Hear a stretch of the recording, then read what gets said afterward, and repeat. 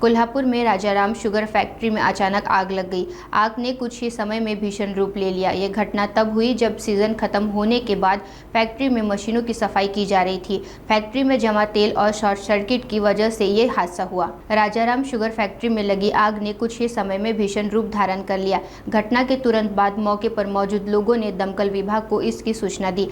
आग का विकराल रूप देखते हुए शहर भर से लगभग 100 दमकल की गाड़ियां घटनास्थल पर दाखिल हुई। दमकल विभाग ने कड़ी मेहनत और तत्परता से आग पर काबू पाया। वहीं नुकसान की पूरी जानकारी और कारणों की जांच जारी है। इस दौरान विधायक अमल महाडिक ने मौके पर पहुंचकर स्थिति का जायजा लिया। ॲक्च्युली कारखाना मेंटेनन्सचे काम चालू असताना मेंटेनन्सची कामं चालत असताना एका ठिकाणी खोलाखोलीची कामं चालू होती। मगाशी मी माझ्या बोलण्यामध्ये बोलून गेलो, पण बेसिक याच्यामध्ये शॉर्ट सर्किटमुळे ही आग लागलेली आहे। एका ठिकाणी ऑइल सांडलं होतं, थोडंसं बघायचं असतो। स्वच्छता चालू असताना वायरिंग शॉर्ट झाल्यामुळे आग लागली।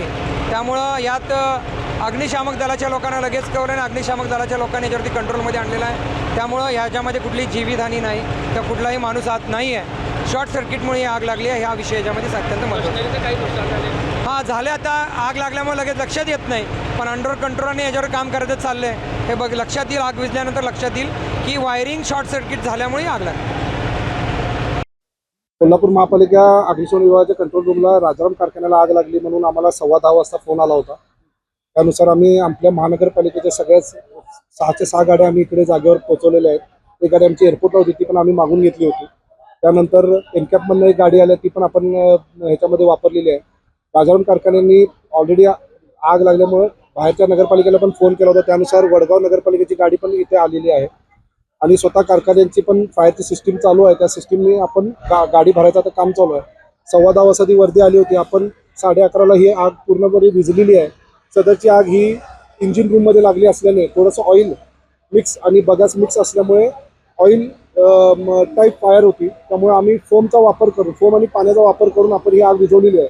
आता कुलिंगचं काम चालू आहे। कुलिंगचं काम हे आपण आता पाण्याच्या साहाय्याने करत आहे। म्हणजे आता सध्या आग नियंत्रणात आहे। आग पूर्णपणे विझलेली आहे। साधारण टोटल किती गाड्या होत्या आणि त्याच्या पद्धतीने नुकसान किती होतं? आता नुकसानीचं मी वर्णन आता सांगू शकत नाही, कारण का मला आता ह्यांच्याशी कंपनीच्या माणसांशी बोलायला लागेल।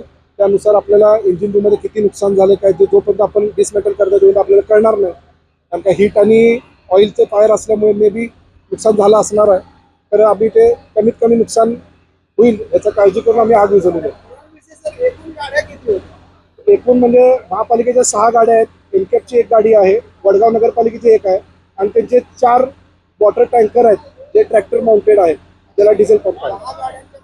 10-12 गाड्या असतील। आमचे कर्मचारी आहेत, आमचे सगळा स्टाफच इथे म्हटलं तर चालेल, कारण का आमचे जे स्टाफ जी कामाला नाही आहेत ती पण विदाऊट ड्युटीवाली पण इथं हजर झालेली आहेत। असे करून एकूण महानगरपालिकेच्या अग्निशमन विभागाचे 25 ते 30 कर्मचारी आता सध्या इथे कामावर आहेत। आग नियंत्रणात आलेली आहे। आता काय तसं पॅनिक व्हायचं काही सिच्युएशन नाही आहे।